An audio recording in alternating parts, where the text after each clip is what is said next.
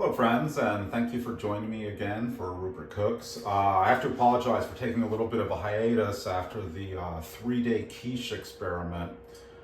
That went on so long I had to, I don't know, I guess they call it self-care time now or something like that. I just couldn't look at it anymore.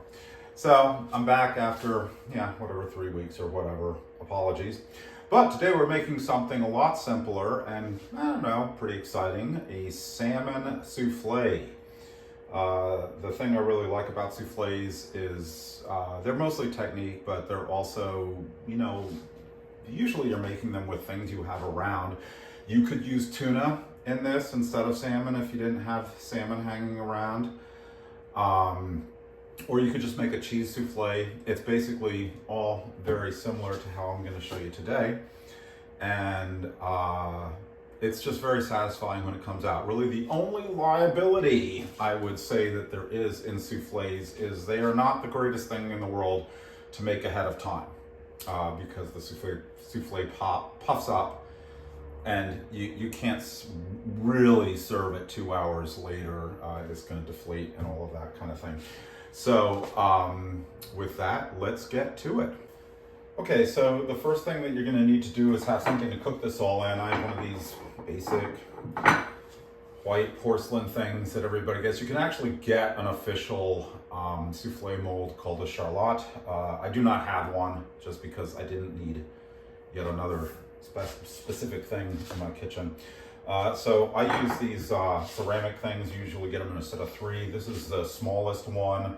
I'd say it's about 6 inches diameter, maybe about 3 1/4 inches high. And what I have done is buttered it very heavily, just scrubbing the butter around in there. And you want to do that because if you don't, things do not come out of this very well. It'll stick to it quite a bit. And then what we're going to do is I have, I don't know, a couple of teaspoons of grated and then minced Gruyere cheese.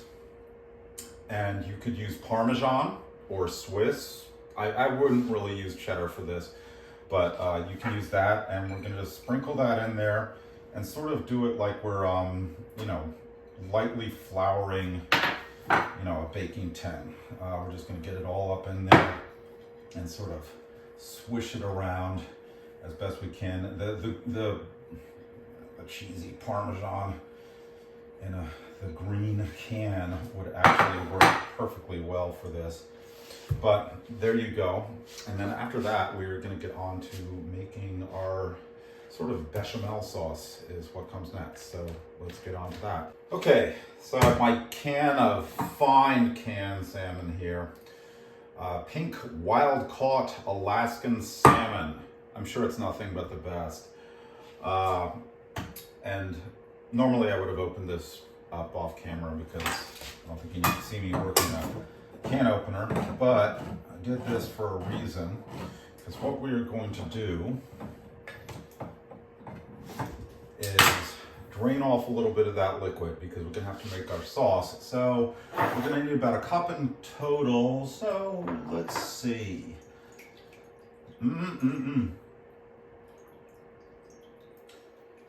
That looks perfectly fine.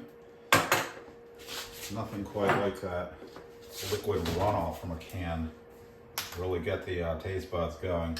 And now we're going to bring it up to a quart. So, with some milk, this will add to that extra salmon-y taste that we want in our souffle. And we're just going to put it in a small pot and put it on the stove to boil. Meanwhile, I've got 3 tablespoons of butter. Oh, what is this? A couple of tablespoons of some minced shallot. You could use a green onion. You could probably use a regular onion. I would go the extra mile though and get the shallot. I kind of like them. They're kind of like a lighter onion taste and a slight garlic taste to them that it sort of adds. And then I've got half a teaspoon of oregano that we're going to throw in. So let's get the butter melting. Okay, so we have our 3 tablespoons of butter all sort of melted. And then we're going to add 3 tablespoons of flour in there. And we're going to cook it for about 2 minutes just to get that flour all activated in the butter. And we're pretty much making a roux here. You might see I'm using my cheesy, teeny little whisk. And I like using this because it sort of breaks up the lumps of the flour, if there are any. And it's so small, it gets into the corners of the pan really well. So I like using it for that reason. Even though this thing is so teeny, it feels like a total joke to me. But what we're going to do is, turn this heat down, just sort of simmer that along for a couple of minutes to get it activated.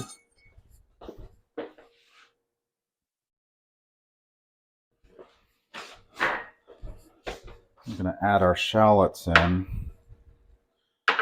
just to get those sort of flavored in. And it looks like our milk is boiled over. That's okay. It's no big deal. Accidents happen. The good thing is when you're boiling milk with salmon liquid in it, it gives your kitchen a lovely fish smell for pretty much the entire rest of the week. So that's kind of cool. But you can see our flour and everything is thickening this all up. I'd say that's about done.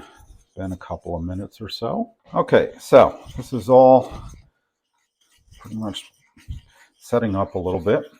And so now we're off the heat and we're going to whisk in our boiling liquid and give it a pinch of salt, about 1/8 of a teaspoon of salt, a 1/8 of a teaspoon of ground pepper or so, and then about 1/2 a teaspoon of oregano. And you see how that sauce is really setting up nicely. That's because we activated the flour, heating it up in the butter, and made our little roux. So that is our sauce base for this recipe all done. Now we're going to get on to the thrilling part of mixing up. Okay, so our sauce is thickening up. We're still off the heat. We're going to beat in our 1 cup of salmon. And if you get this, you might want to pick through your salmon before adding it, because I found out that Alaska's finest canned salmon needed some picking through. And we've got our 4 egg whites. We're going to add these slowly just to make sure we don't scramble them. It would be pretty hard to scramble them at this point. But that's going to help things thicken up a little bit. Just like any other sauce, like a hollandaise sauce or anything like that, you want to be really careful, and we've covered this quite a bit, to not add your egg whites all at once, or when it's too hot. You want to add them slowly so you don't get scrambled fish eggs, because that would be pretty disgusting. Okay, and then we're going to add all but a couple of tablespoons of our cheese, our 1/2 cup. I used Gruyere here. You can use what you like, as I told you before, but basically a 1/2 cup of cheese. Add that in, and that is going to be the base for our souffle. And where we're going to go from here is mix this in with our stiff peak whipped egg whites, which is what the next phase of this is going to be. Okay, beating egg whites. This is actually what sort of prompted me to do this recipe, was because I actually came across some cream of tartar. And back in the 60s and 70s, this used to come in a little blue can that everybody found rusted in the back of their mom's little spice cabinet, and I was like, what the hell is that cream of tartar? Well, what cream of tartar it is something that comes from the reaction of grapes with an oak cask. I'm not sure it has to be oak. I think it can be any wood cask. And the acid in the grapes sort of crystallizes on the cask, and they scrape it all off. And that's what cream of tartar is. The nice thing about cream of tartar is it lasts forever. It does not go bad. It's not like baking powder or something like that. It is sort of an acid. You can use it in a lot of cookies. They use it in to give it a little bit of a tang as well as a chewiness to the cookie. It will impart that to a cookie. It actually used to be quite expensive because it was scrapings of wine barrels and sort of a little bit of a limited supply. But with regard to egg whites, what it does is if you do not have cream of tartar in your egg whites, you can only get soft peaks. That is, when you stand the egg whites up on your whisk, it'll make a point, but that point will sort of droop over. That's soft peaks. Stiff peaks is when it's a point and it stays pointy. So that was why cream of tartar was used so much, was for that kind of thing. But the other way you can get stiff peaks is with a copper egg white bowl.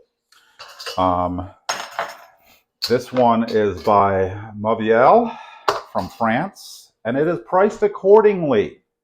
I would not advise getting one of these days because these things are insane.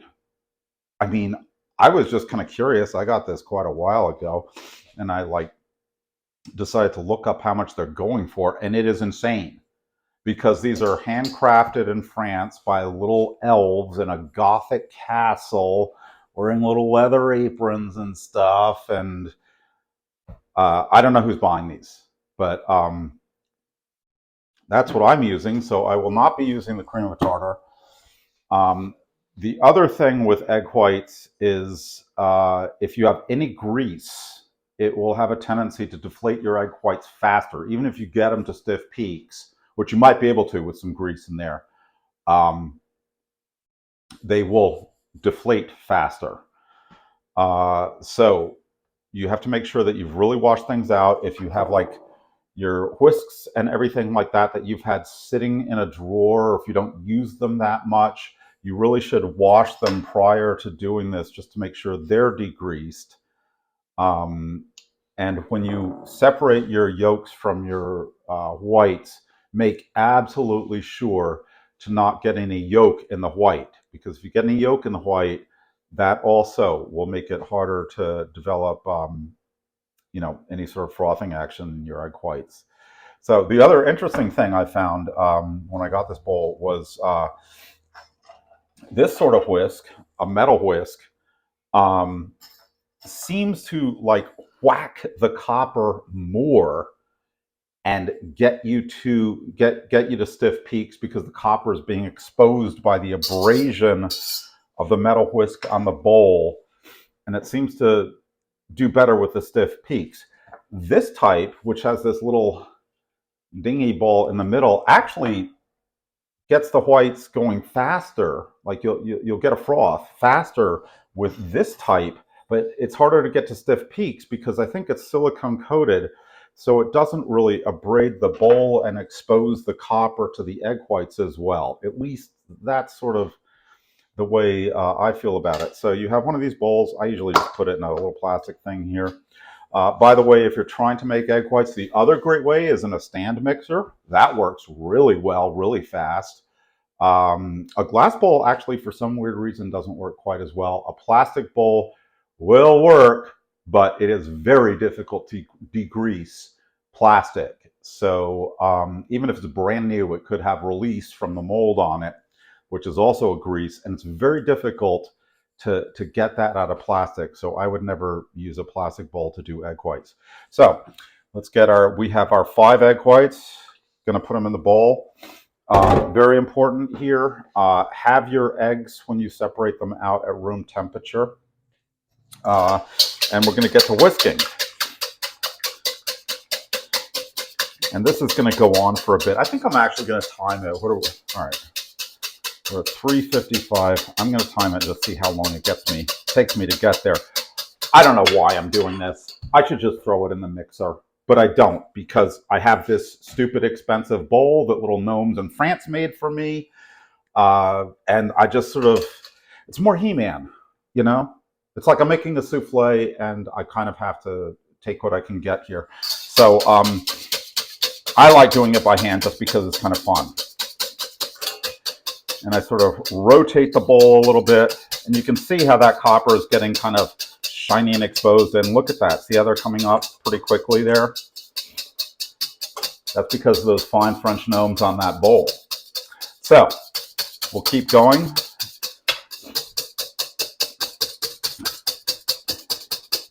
And I'll show you how it all comes out. I'm sure it'll be great. Okay, so we've been going a little bit. I wanted to take a break and show you where we're at. So dip our little thingy in there, and you see how that is bending over there. That is not stiff peaks. That is soft peaks. Let me see if I can get a better example. It's actually getting there. Okay. Few more minutes. So that was a total of 6 minutes of whacking around with this thing here. And let's see if we can now get something where, all right, you see how that is sticking straight up and not bending over?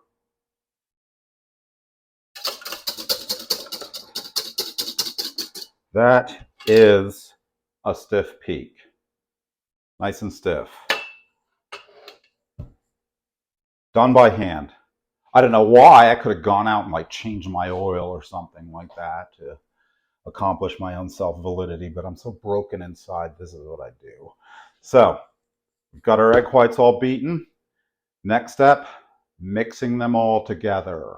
Okay, so I have taken our souffle sauce mixture, the salmon, the overboiling milk, and all of that sort of stuff, the 4 egg yolks. And I put it into this bowl. And what I'm going to do is I'm going to take a quarter of this and stir it in fairly vigorously. Then the remaining 3/4 of this I'm going to fold in. I have my oven preheated to 400 degrees. It's important to have all of this stuff in place because if you remember, we had, what was it, 3 tablespoons of butter in here. Plus, I'm sitting here with my little silicone spatula. Remember, we talked about all this degreasing stuff.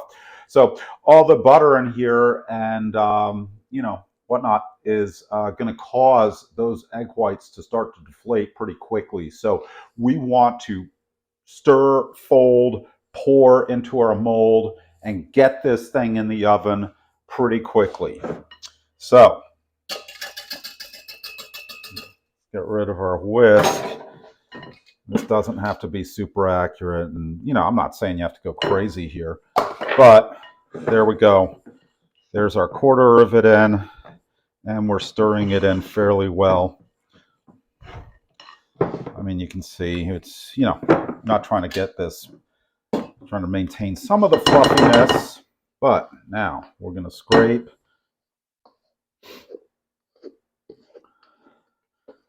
Sort of get one big hunk there. You don't want to do this like little dainty spoonful, the little dainty spoonful. You want to get that all right in there. Whoop. And then we're going to fold, which means we're going to cut down, come up, and go like this. This is the motion we're going to do. We're going to come down and up. We're just going to do this a little.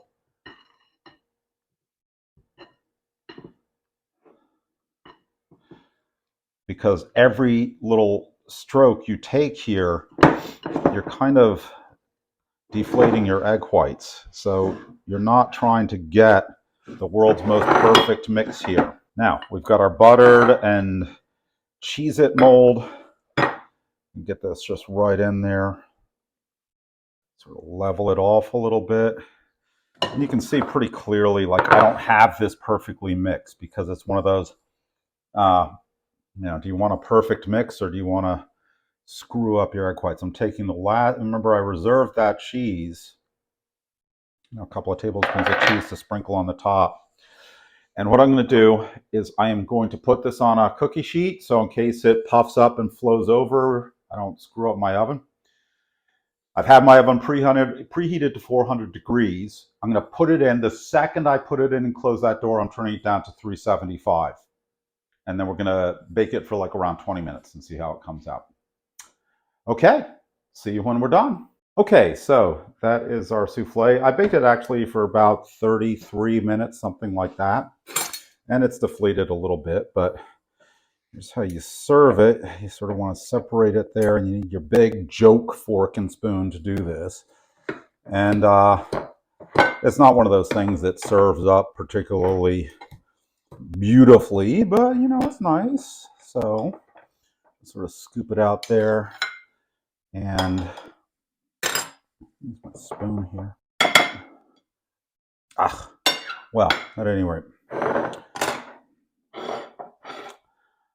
that is how it looks.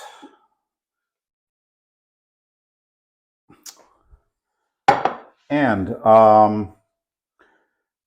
in the meantime, while I was cooking this up, I went through it and I looked up how much a Maviel copper egg white bowl costs.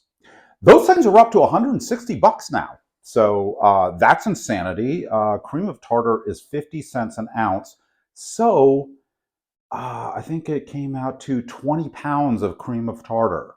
And you use about 1/4 teaspoon per egg white. So for this would have been 5 egg whites. So that would have been what, 2 1/4 teaspoons? 20 pounds. You would have enough cream of tartar to pass along to your heirs and their kids. So I don't think that getting the Maviel copper bowl really makes any sense from a financial perspective. It's mostly just if you're one of those kinds of people who, you know, wants to sit there and hand whip egg whites rather than use the mixer. I think most of you out there will probably use the mixer and it works perfectly fine. Nothing wrong with doing that. At any rate, thank you so much for joining me. If you want to subscribe, there is the subscription link up in that corner. And if you would like to see other videos, there is the other videos link down in that corner. So there you go. And again, I really appreciate you joining me. My whole kitchen smells like warm salmon. So I will see you on the next one. Thanks again.